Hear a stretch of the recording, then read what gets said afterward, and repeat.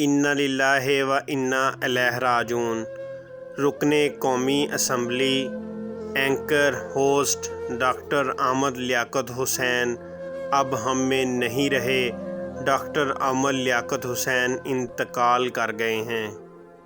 Doctor Ahmed Liaquat Hussain के driver का कहना था कि डॉक्टर साहब पहले बाहर लेटे हुए थे, फिर कुछ देर पहले अंदर जाकर अपने बेड पर लेट गए, तो मैं उनको उठाने के लिए गया क्योंकि हमने इस्लामाबाद के लिए रवाना होना था।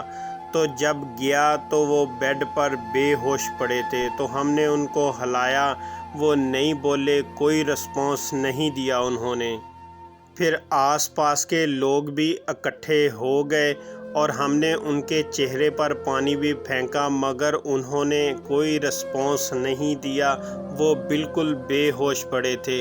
इतने में किसी ने रेस्क्यू को कॉल कर दी। रेस्क्यू टीम पहुंची, जिनमें तनवीर अहमद शामिल थे। उन्होंने आके उनको रेस्क्यू किया, चेक किया। उनके कहने के मुताबिक डॉक्टर साहब अपने कमरे में एक्सपायर हो चुके थे। फिर रेस्क्यू टीमों ने उनको उठाया, एम्बुलेंस में डाला और आगा खान हॉस्पिटल ले जाया गया। 1:20 पर उनको हॉस्पिटल ले जाया गया, तो डॉक्टरों के कहने के मुताबिक वो 15 से 20 मिनट पहले ही एक्सपायर हो चुके हैं। रुकने कौमी असम्बली डॉक्टर अहमद लियाकत हुसैन इंतकाल कर गए हैं, वो अब हम में नहीं रहे।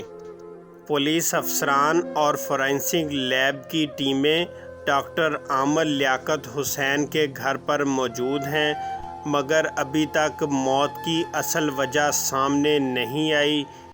मुलाजिम का कहना था तीसरी अहलिया की अलहदगी के बाद डॉक्टर अहमद लियाकत अक्सर परेशान रहते थे, अक्सर रोते रहते थे, बहुत डिस्टर्ब थे, बहुत परेशान थे।